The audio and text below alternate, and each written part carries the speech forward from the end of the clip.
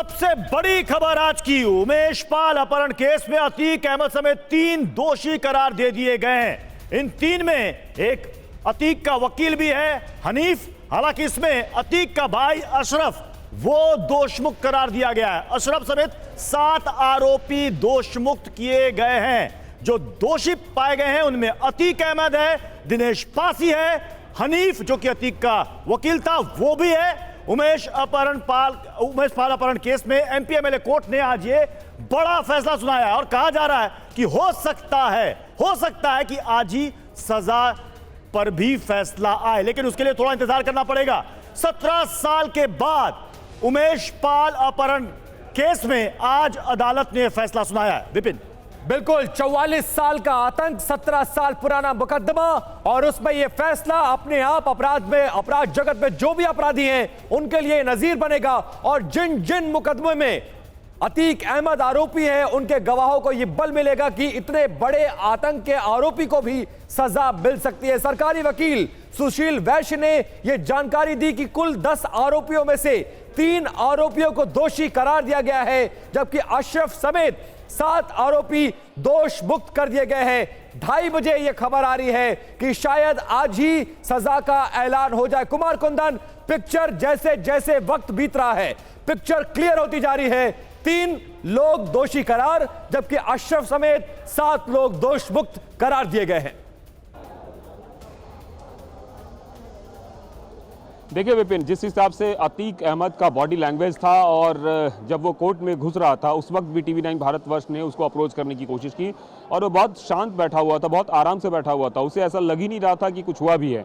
तो मुझे ऐसा लगता है कि शायद वो इस बात के लिए निश्चिंत था कि जिस तरीके से अशरफ जो है वो दोषमुक्त हुआ है उस तरीके से वो भी कहीं ना कहीं सबूतों के आधार पर संभव हो तो आपके आसपास जो अधिवक्ता है उनसे बात करिए और समझने की कोशिश करिए कि किस आधार पर उसको दोषी करार दिया गया होगा और किस आधार पर कोर्ट ने अशरफ को दोष मुक्त किया है। जरा बात करिए और समझने की कोशिश करिए।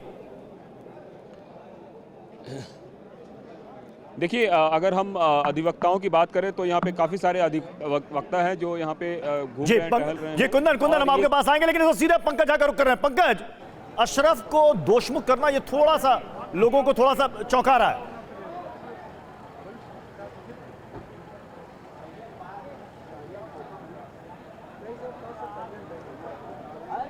पंकज, आवाज आ रही है? अशरफ को दोषमुक्त किया जाना ये थोड़ा सा लोगों को चौंकाने वाला है। अशरफ को दोषमुक्त किया जाना थोड़ा सा चौंकाने वाला है। देखिए, ये बहुत ही चौंकाने वाला फैसला है। इसी के बारे में मैं आपसे बात करना चाहूँगा कि 10 आरोपी थे, एक अंसार की मौत हो गई है। अतीक को तो दोषी करार दिया गया है लेकिन अशरफ को नहीं। और यहीं से एक रास्ता खुलता है कि क्या आने वाले समय में अतीक को एक मौका मिल सकता है, एक लूप होल लगता है, क्योंकि एक ही घटना थी। इसमें हनीफ सौलत जो कि अतीक अहमद का लॉयर था, उसको तो इस बात के लिए दोषी करार दिया गया है कि उसने ज़बरदस्ती उससे हलफनामा बनवाया था। दिनेश पासी जो तीसरा इसमें दोषी है कि उसकी मुखबिरी के आधार पर ही लैंड क्रूजर से अतीक अहमद ने उसका किडनैपिंग किया था। लेकिन अशरफ को कैसे दोष मुक्त किया गया है ये जज ने अगर साफ उसको डिटेल में जाना पड़ेगा। लेकिन अगर इस केस में, सेम केस में 120B और 364 से अगर अशरफ को दोष मुक्त करार दिया जाता है तो बड़ी जो अदालतें हैं, चाहे वो हाई कोर्ट हो या सुप्रीम कोर्ट हो, उसमें अतीक अहमद के लिए एक रास्ता खुलता है राहत के लिए। बिल्कुल पंकज, और सवाल यह भी उठता है कि जिन 2 धाराओं के तहत अतीक अहमद समेत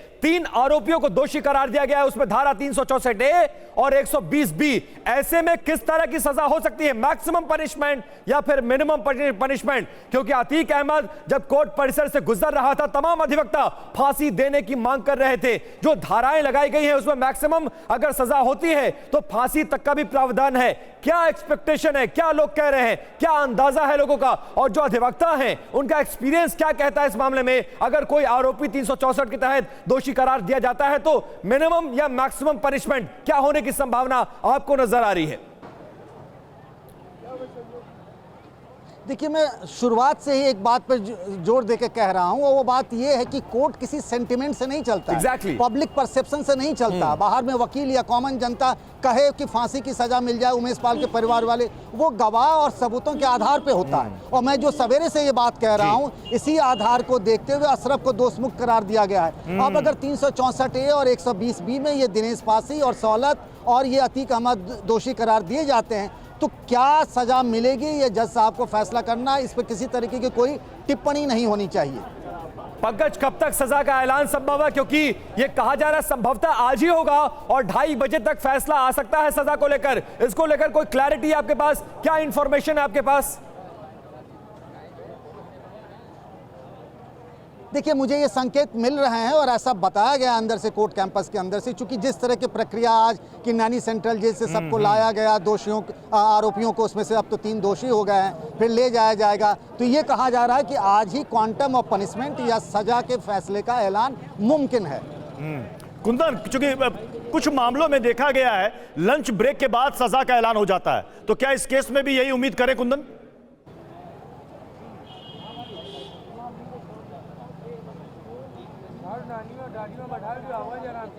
ब्रेक के बाद बताया जा रहा है कि आज ही फैसला आएगा।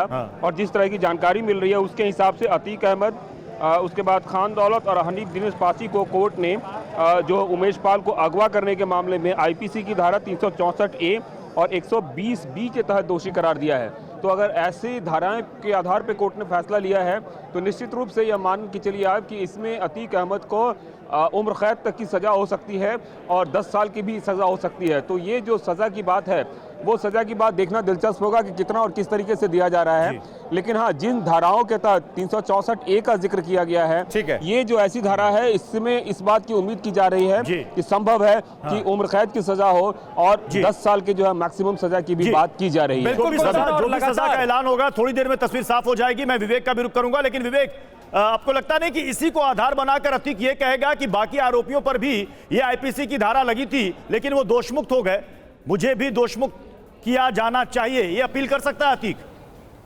धाराएं एक ही लगी थी सब पर। बिल्कुल, अभी अतीक देखिए, बात की जाए तो अतीक अहमद पर अभी हाई कोर्ट और सुप्रीम कोर्ट जाने का रास्ता है और वो आगे अपील कर सकता है। और इस वक्त मैं मौजूद हूँ उमेश पाल के घर पर, और अभी उमेश पाल के परिवार वाले जो हैं वो अतीक अहमद के ऊपर जो सज़ा का ऐलान होना है उसका इंतज़ार कर रहे हैं, क्योंकि जिस तरह से दोषी करार दिया गया है अतीक अहमद को, तो उस बात से वो खुश थे, लेकिन अशरफ को जैसे दोषमुक्त किया गया है उससे कहीं ना कहीं निराशा जो है वो नज़र आई है चेहरे पर। और इस वक्त ये देख सकते हैं कि गेट जो है इसी के अंदर उमेश पाल की माँ और पत्नी मौजूद हैं और बाहर सुरक्षा के कर्मी जो है वो बैठे हुए हैं और कुछ देर बाद ये गेट खुलेगा। इंतजार किया जा रहा है सज़ा के ऐलान का और उसके बाद ये लोग मीडिया से मुखातिब होंगे। तो थोड़ी देर पहले हमने देखा था कि उमेश पाल की मां ने कहा कि अतीक को फांसी से कम नहीं होना चाहिए। परिवार वालों से आपकी बात हुई है, क्या कह रहे हैं वो? बिल्कुल, जिस तरह से बात की जाए तो उमेश पाल की मां और पत्नी से जब हमारी बातचीत हुई तो उनका ये कहना था कि जो भी आरोपी है उन्हें दोषी करार दिया जाए और उन्हें सख्त से सख्त सजा यानी कि फांसी की सज़ा दी जाए। लेकिन जिस तरह से अब अतीक अहमद को दोषी करार दिया गया है, लेकिन जो उसका भाई है अशरफ, उसे दोषमुक्त किया गया है, तो कहीं ना कहीं परिवार में ये निराशा जरूर होगी कि अशरफ को दोषमुक्त क्यों किया गया। तो ये होगा, लेकिन ये लगातार अतीक के लिए फांसी की सजा की मांग कर रहे हैं। अगर संभव हो एक बार कोशिश करिए परिवारजनों से बात करने की, क्योंकि इस पूरे मामले में धारा 364A और 120B के तहत अतीक अहमद समेत 3 आरोपियों को दोषी करार दिया गया है, जबकि अशरफ समेत 7 आरोपियों को दोष मुक्त किया गया है। परिवार क्या कुछ कह रहा है इस फैसले पर? क्या आप बात करने की कोशिश कर सकते हैं? नॉक करिए और उनसे उनका रिएक्शन जानने की कोशिश करिए। देखिए, लगातार हमने नॉक किया दरवाजे को, लेकिन परिवार का कहना था कि अभी हम फिलहाल कोई भी बातचीत नहीं करना चाहते, अभी हम सजा के ऐलान का इंतजार कर रहे हैं। आप देख सकते हैं कि यहाँ पे पुलिस के जवानों को बैठाया गया और ये सुरक्षा में यहाँ पर तैनात किए गए हैं और ये जो गेट आप देख रहे हैं ये बंद किया गया है और अंदर से भी जो गेट है वो भी बंद है। और फिलहाल जो माँ और जो पत्नी है वो अंदर मौजूद है। उनका साफ कहना था कि जब तक सजा का ऐलान नहीं होता हम लोग बिल्कुल भी मीडिया से मुखातिब नहीं होंगे। तो इंतजार किया जा रहा है सजा के ऐलान का और उसके बाद ही ये लोग बातचीत करेंगे, गेट खोलेंगे और उसके बाद ही जो कड़ी सुरक्षा के बीच बाहर आकर मीडिया से मुखातिब होंगे। विवेक, लेकिन सुबह आपने परिवार से बात की थी,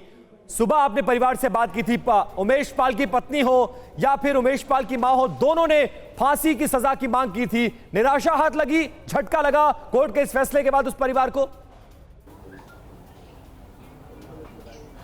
देखिए कहीं ना कहीं ये तो साफ है कि परिवार को कहीं ना कहीं एक बड़ा झटका जरूर लगा होगा, क्योंकि अशरफ जी। को जिस तरह से दोष मुक्त किया गया है उससे कहीं ना कहीं इन्हें झटका जरूर लगा है, क्योंकि इनको उम्मीद थी कि अतीक अहमद और अशरफ जी, और अतीक जी। अहमद की जो भी परिवार के पंकज, सदस्य आरोपी जी। हैं उन सबको पंकज, सजा देखिए विवेक जो भाई है बात वो- कह रहे हैं कि जब परिवार वालों ने सुना कि अशरफ दोषमुक्त हो गया तो उनको थोड़ा झटका लगा, जिसका जिक्र आप भी कर रहे थे। पंकज, मेरी आवाज जा रही है?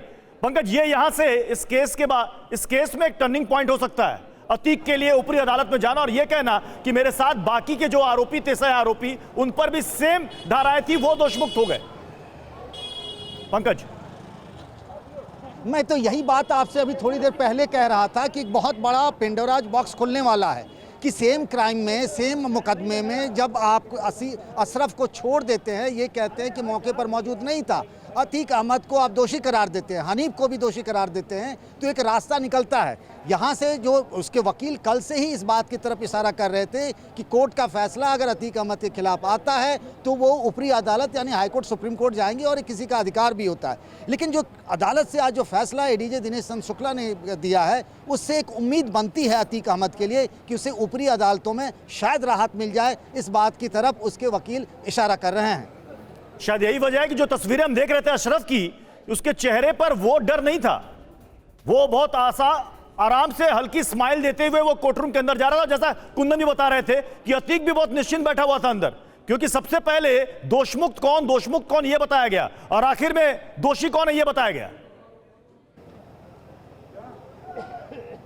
देखिए, पिछले 4 दशकों से राजनीति और अपराध की दुनिया में अतीक अहमद रहा है, बहुत सीजन्ड आदमी है, वो माइंड गेम भी खेलता है। इस बात को लोग भली भांति समझते हैं जो प्रयागराज आसपास के ज़िलों के लोग हैं। उसकी बॉडी पोस्चरिंग भी उसी हिसाब से होती है, जैसे 3 दिन 4 दिन पहले तक डर लग रहा था, फिर वो एक दिन कहता है कि डर किस बात का। तो ये सारी चीज़ें एक तरीके से माइंड गेम कहा जा सकता है। लेकिन अशरफ को जिस तरीके से दोषमुक्त करार दिया गया है, ये दोनों भाइयों के लिए, अतीक और अशरफ दोनों के लिए अच्छी खबर हम कह सकते हैं। ऐसे में पंकज, सवाल यह कि दोषी करार तो अतीक अहमद दिया जा चुका है, सजा कितनी होगी, मिनिमम या मैक्सिमम, इसको लेकर सबकी निगाह बनी हुई है और सरकारी वकील मैक्सिमम सजा की मांग करेंगे। बचाव पक्ष चाहेगा कि मिनिमम सजा हो। क्या एक्सपेक्टेशन लग रही है? जो आर्ग्यूमेंट्स हुए हैं, जिस आधार पर सजा दोषी करार दिया गया है, उसके बाद क्या नजर आ रहा है, मिनिमम क्वांटम या फिर मैक्सिमम पनिशमेंट? देखिए, मैं इस बारे में कि जज साहब क्या फैसला सुनाएंगे मैं कोई टिप्पणी करने से बचूंगा, लेकिन अंदर से जो जानकारी मिली है, जो वकील साथियों ने जानकारी दी है कि जज साहब जो हैं दिनेश चंद्र शुक्ला, वो अपने अंदर कमरे के अंदर चले गए, कोर्टरूम में अभी नहीं है। थोड़ी देर के बाद जब आएंगे और उन्होंने माइंड मेकअप कर लिया होगा कि जब उन्होंने दोषी करार दिया, किसी को दोषमुक्त करार दिया है, तो क्वांटम ऑफ पनिशमेंट भी उन्होंने बहुत पहले खाका खींच लिया होगा। यानी कि कुछ ही देर के बाद यह तय हो जाएगा कि क्या आज ही सजा भी सुनाई जाएगी अतीक अहमद समेत बाकी तीनों दोषियों पर।